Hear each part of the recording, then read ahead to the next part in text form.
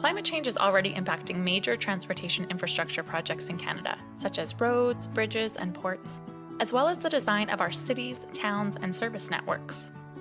These are key investments being made by the public sector and private sector alike. About 20 years ago, professionals in the engineering sector and other transportation fields began organizing to acknowledge and integrate climate change into their thinking. Today's episode of From Here to There focuses on climate risk assessments and the story of how climate adaptation processes started to take root in the Canadian context. I'm climate storyteller Rachel Molina-Chan, and I'll be your guide for today's episode as we speak with climate service providers who are helping the transportation sector to build resilience and work creatively to get us from here to there. Please note that the views shared on this episode do not necessarily reflect those of climatedata.ca or its partners. Today's episode features a conversation with Guy Fellio. Guy has worked in the field of environmental impact and climate risk assessment for over 35 years. As a university professor and educator, researcher, consultant, and policy advisor. His background training is in civil engineering, but he's better known today for being Dr. Infrastructure, a consultant for a wide range of climate risk assessment projects, as well as several transportation asset risk assessment projects. We're also going to hear today from Ryan Smith, a member of the Canadian Centre for Climate Services, to help us understand how people in the transportation sector can use climate data in their work. There are a lot of considerations that go into building infrastructure that could last a lifetime. In an era of climate change, it's even more challenging than usual to wrap our minds around all of the risks that might emerge. When owners and operators of transportation infrastructure need to account for climate change, they often turn to people like Guy to perform a climate risk assessment. I spoke to Guy to understand what climate risk assessments are all about, how they're done, how they impact transportation projects, and how they first took shape in Canada. Well, Guy, thank you so much for joining us today. Tell us a bit about your role and bring us back to some of the key turning points in this world of climate risk assessment. Well, thank you very much. I'm Guy Fellio. I'm a civil engineer, and I've been doing climate risk assessments for 15, 17 years now. I started my career as a professor. Throughout my career, I've been teaching. I continue to teach. And I think that the most valuable thing that I can do is to transfer knowledge to the next generation that is going to have to live through major climate changes. That's my goal. In terms of key turning points, in my perspective, there are two events that took place in 2005 that struck me. That year was the launch of a lot of activities that are related to climate risk assessments in Canada and development of some great tools that we are still using and evolving today. The first one was in August 2005. It was a relatively strong rainstorm that took place in the Toronto area. Very short duration, about half an hour, but a lot of water in that time. And a lot of the areas east around Markham and Toronto got really hit hard and flooded. Finch Avenue, which is a major axis going east to west in Toronto, one of the culverts got completely washed out in probably about half an hour or so. But when you think about that particular culvert and the cost of repairing that culvert back in 2005 was about $4 million. What really started striking the professionals was the fact that insured and uninsured losses due to that one culvert failure were around $500 million. So you can imagine now that you have a culvert which is worth $4 million fails and causes plus 100 times the value of that in losses. And the city of Toronto at the time counted how many of those type of culverts they had, and they had about 150. So that was really something to look at and say, if we have these infrastructure systems that fail, they're going to cause a lot of damages, a lot of costs.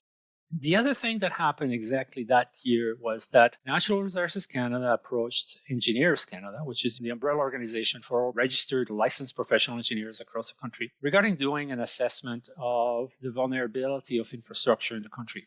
And Engineers Canada said, yes, we're enthusiastic. As you know, engineers are always enthusiastic about new challenges, especially in this area, which is really important to the country and engineers, and then realized that we needed a tool.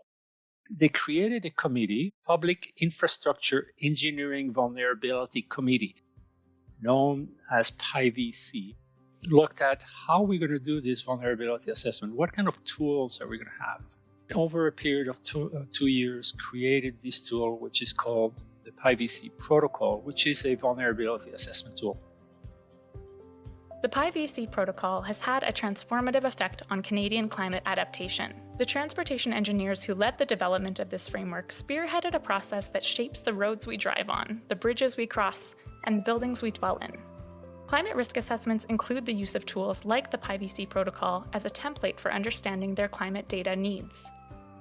When I got involved with the PyVC back in 2005, I saw this relationship between asset management and climate risk assessments, because asset management looks at the assets over their life cycle. And a lot of these assets that we have are very long-lived. You think about a bridge, which is like 75, 100 years old, water pipes, sewer pipes that are buried, and we expect them to last, 80 years or 100 years. And therefore, we know that during that service life, during the useful life of these assets, the climate is going to change. And because it's going to change, it's going to create risks. Traditionally, what codes and standards were doing, for example, National Building Code, Highway Code, or others, they were looking at, what has been the climate over the past 30 years, 40 years, 50 years, and said, well, that will be the projection of what happens in the future. But again, back in 2000, 2005, because of the work from world organizations, realized that the future is going to be changing drastically from a climate perspective, and we can no longer say that the past is the future. For me personally, I saw, this is neat. Now I can assess what are the risks to these assets from a climate perspective over their life cycle. So I got really excited. And I'm still excited today about this type of work, because really it allows us to manage the risks in a structured context, which is asset management. So this is back in 2005, and you've been working on this for the last 15, 20 years. I imagine there were a lot of challenges in the early days in trying to bring this kind of work together. What did you face early on doing climate assessments? Two main challenges that I recall, and I think that a lot of colleagues at the time that are still practicing will agree with me.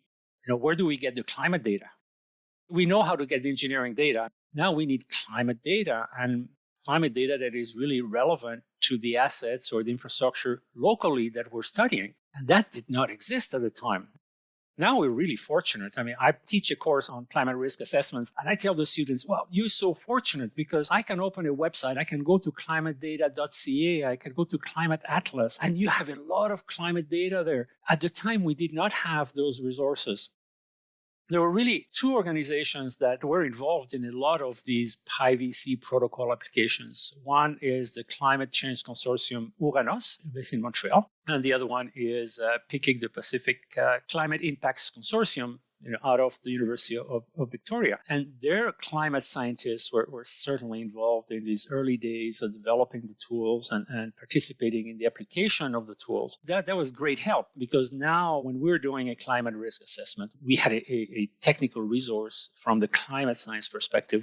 I'm a civil engineer, and civil engineers are not really trained in climate science. I don't even think that when I went to school, they offered courses on climatology. So that was one challenge. And I think that, we have come a long way in those 15, 17 years.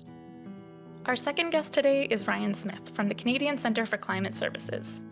Ryan works with a team of people who provide climate services through the web-based tool climatedata.ca.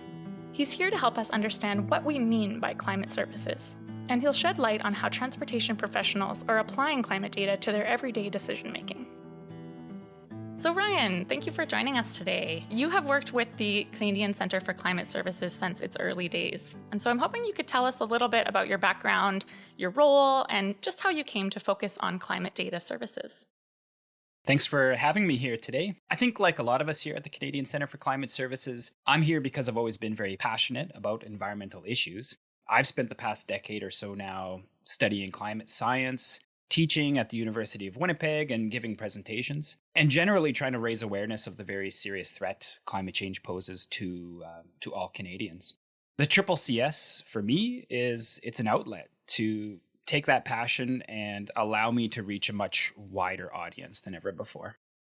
So tell us more about what the Canadian Centre for Climate Services, CCCS, what do they do, and how is this meant to support the transportation sector? The Canadian Centre for Climate Services was formed in 2017, and it's a division of Environment and Climate Change Canada. Its core mission is to provide climate services to all Canadians. And that, of course, includes the folks within the transportation sector. That term, climate services, is maybe a bit strange if you've never heard it before. In contrast, though, we're all likely aware of what weather services are, right? So weather services involve taking raw data from weather stations and building products and services like forecasts, which are then designed to be easy to use, accessible right from your phone, and done using plain language and numbers that are understandable and relatable. So climate services try to do that exact same thing, but with climate data. Instead of forecasts, we provide projections, modeled changes in future climate, and then build services around this data to support practitioners. So we have a team of people who respond to inquiries, we help make maps and other useful data products, and then we work with our user base to find out what kind of data and products they need to better understand the risks of climate change. So we heard from Guy about how there was only a couple of regional partners around providing climate services back in 2005 when he got started with climate risk assessments. How has that landscape shifted, and how does the CCCS work with regional partners today? Right. The Canadian Centre for Climate Services is definitely not alone in the world of climate service providers. We work very closely with various organizations across Canada, including the Pacific Climate Impacts Consortium out of BC. We've got Climate West out of the Prairies, Uranos in Quebec, and Climate Atlantic out east. And we collaborate closely on new data and products. And in this way, we ensure our work is authoritative, peer-reviewed, and consistent. We've helped get a bunch of really great climate data up on the web, making it easier than it ever has been before to download and play with. But now we need to figure out how we can go further than this, building products that make it so that building climate resiliency into all transportation projects across the country just becomes second nature. That's the big challenge. We'll be hearing more from Ryan later on, but for now, let's return to our conversation with Guy and talk about the second challenge that he faced early on, back when climate risk was just emerging as a priority for professionals across the country. When we're looking at doing one of these climate risk assessments, and again at the beginning, when we were putting together teams for this, quickly we realized that engineers, they may be necessary in the team, but they're not sufficient. And climate scientists are also necessary, but they're not sufficient.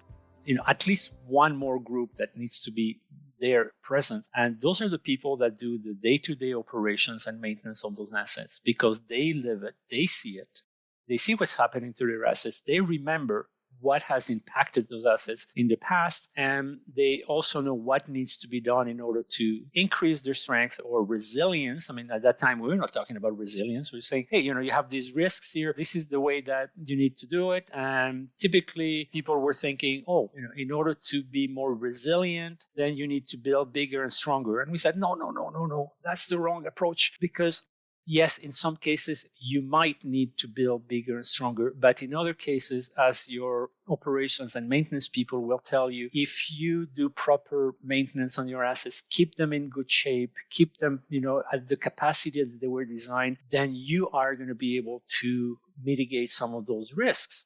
And then you're in much better shape, to account for what's going to happen in the climate in the future. The climate risk assessment process has definitely been evolving over these last 15 years, and you've worked with the transportation sector in particular to assess these hazards that climate change poses to things like railways, roads, ports, airports. So walk us through a little bit of what that looks like to apply a climate risk assessment lens to decisions being made by the transportation sector. There's a lot of things that relate to transportation. It could be private sector clients, it could be provincial, territorial, federal municipalities, the First Nations, various groups that really never work together, start working together from various industries. So it is exciting. You learn a lot. My role in doing these climate risk assessments, I mean, as I said, I'm a civil engineer, and therefore I have very limited knowledge about everything that happens in an airport or a port or so on. But I get to work with all those subject matter experts, and my job really is to get them to provide information, whether it is on the engineering operations side, whether it is on getting the climate scientists or climatologists to contribute. And what I do is really extract what could potentially result in risks from all these data and structure it in a way that showcases, okay, this is what you have been doing that is positive in terms of dealing with those risks. But here are some gaps. This is what you need to work on. Remember that infrastructure has only one purpose, is to provide a service. So you're protecting the infrastructure. Why? Because you're protecting the service. And that's what people want. The people want to see that their services are protected. They're not really concerned that you have 2,000 kilometers of sewer pipes or water pipes. All they want is that when they open the tap, water flows and it's good water. When they're taking their car or they're taking public transit, they can go safely to points, A to B with minimum disruptions. That's the service. We as professionals are responsible to ensuring that the assets that provide the service are there and at the level of safety and quality that they're expecting. You have to know what are the elements that are at risk. So I use that language because, these elements that are at risk could be physical assets, so built environment, buildings and roads and runways and so on. But it could also be people. It could be also the natural environment, because now more and more we integrate natural environment into our asset management processes and so on.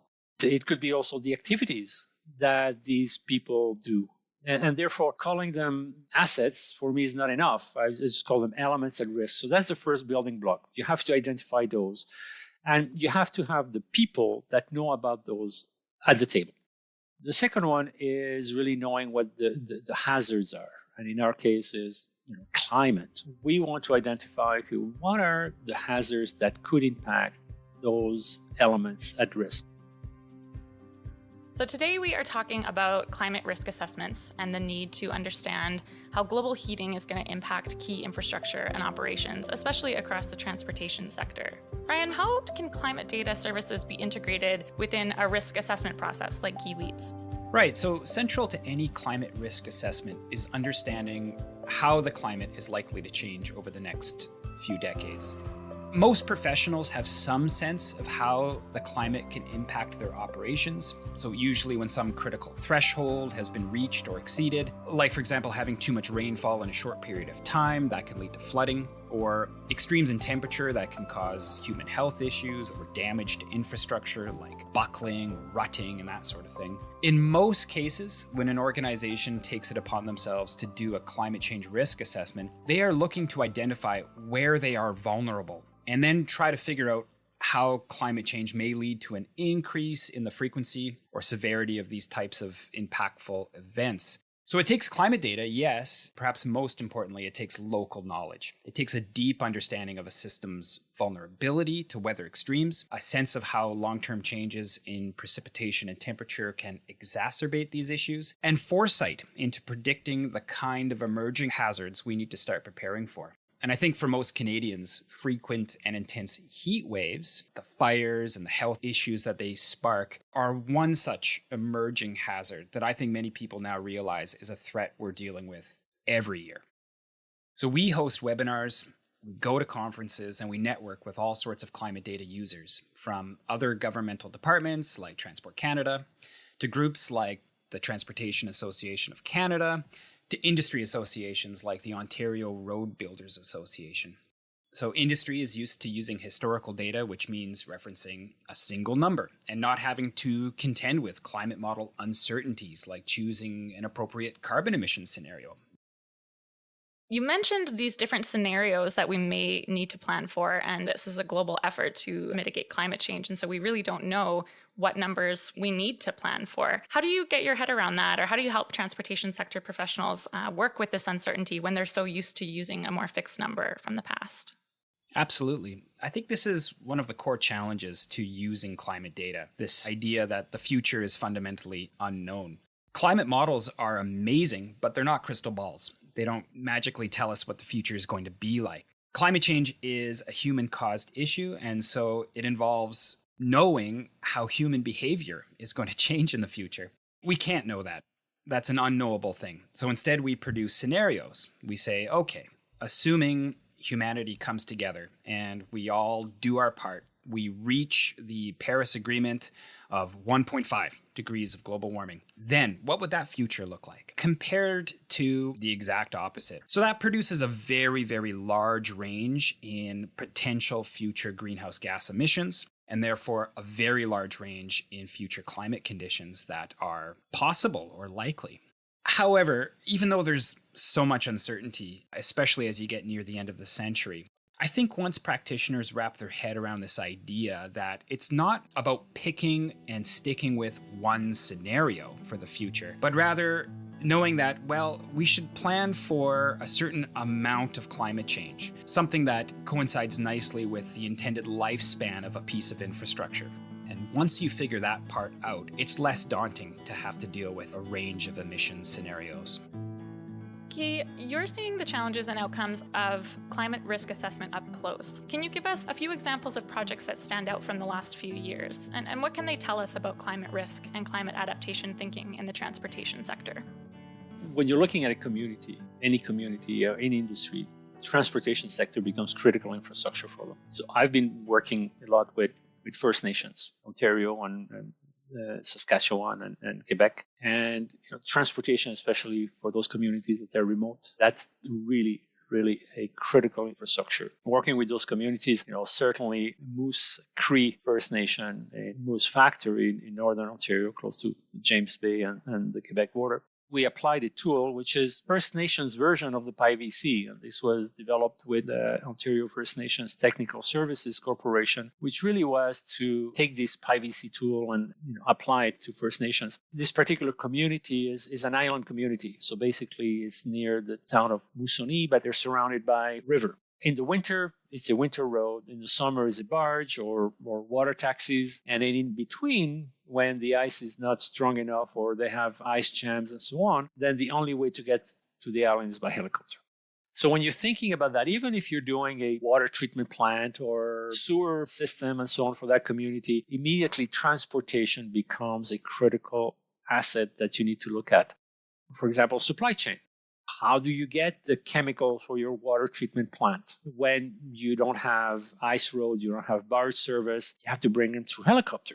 Well, that becomes expensive. And food and even student transportation, if they have to go to the town or mainland. So transportation becomes really critical asset or service that they rely on for everything within the community. And there are many of these flying communities across the north. And for them, again, because what we're seeing is that the climate is changing faster in northern communities that we have in southern communities, that they are being impacted much more.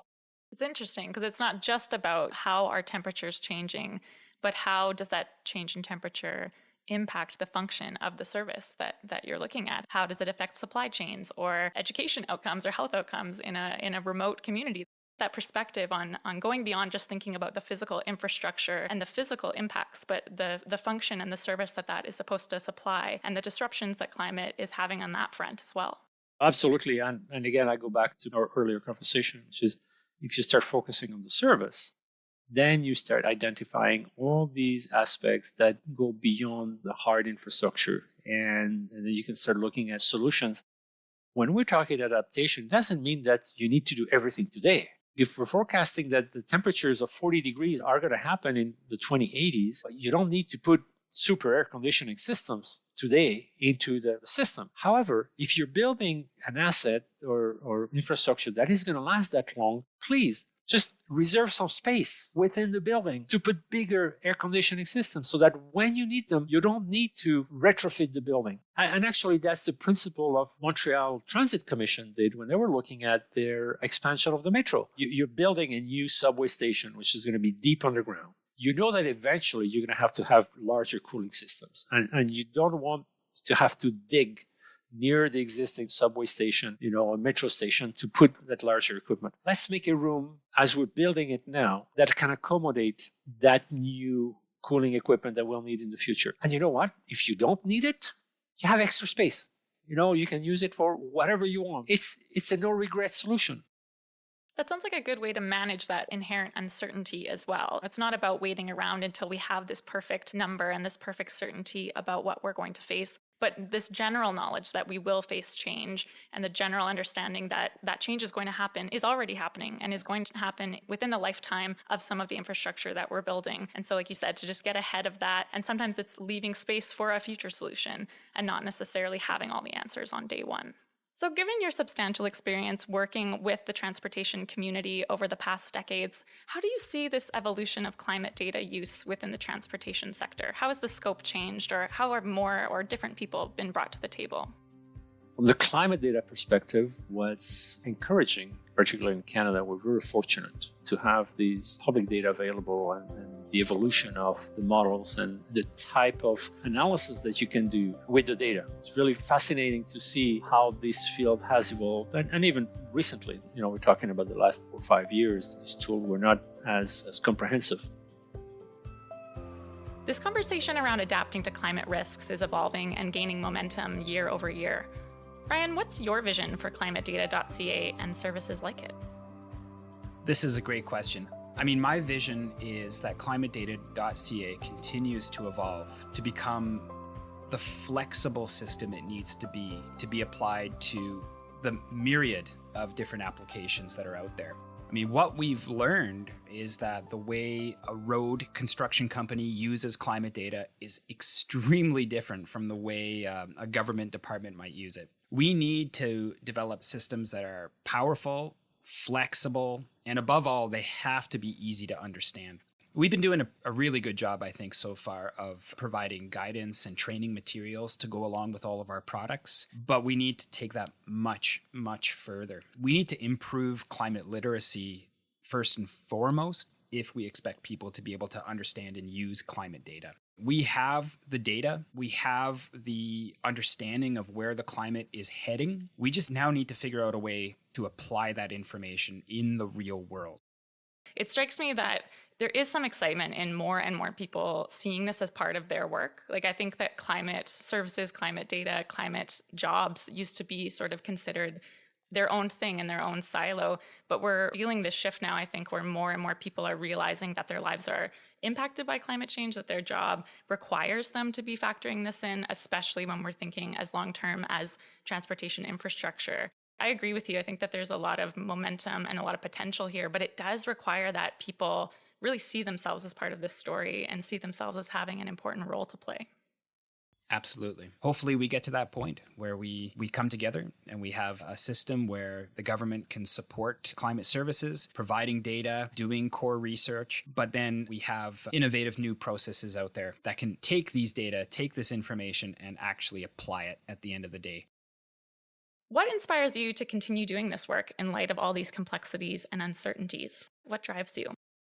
For me, I'll always be a bit of a data nerd. I've always loved playing with climate data, developing these various products and services, and experimenting. I think that's what really drives me, is tinkering with the data. So that's probably what drives me most. But, I have now 2 children. I have to contend with the fact that the future is pretty dire sometimes. Certainly when you turn on the news, that's the way it comes across. And so for me, I now have to start thinking about my family's future. And certainly that feeds into my energy when I come to work. I think that from the practical perspective of doing climate risk assessments, now there's much more people that are involved in doing them, that have learned, that have the experience. And so this is great for the country and for all the infrastructure owners out there, that they have a pool of really qualified people that can do this. Climate risk assessment should be part of the requirements of the environmental impacts assessment. It's the environment. It's looking at the life cycle. It's looking at all the impacts. So that's my vision. So hopefully, before I fully retire, that vision will be fulfilled. But I think that we're getting there. I'm very hopeful, and hopeful not only from a professional perspective, but I think that from a societal perspective, this will be great benefit in terms of managing those risks over the next 30, 40, 50, 100 years. Canadian climate services are evolving to meet the growing demands of integrating climate data and enhancing resilience in the face of ongoing climate impacts on systems, infrastructure, and the environment.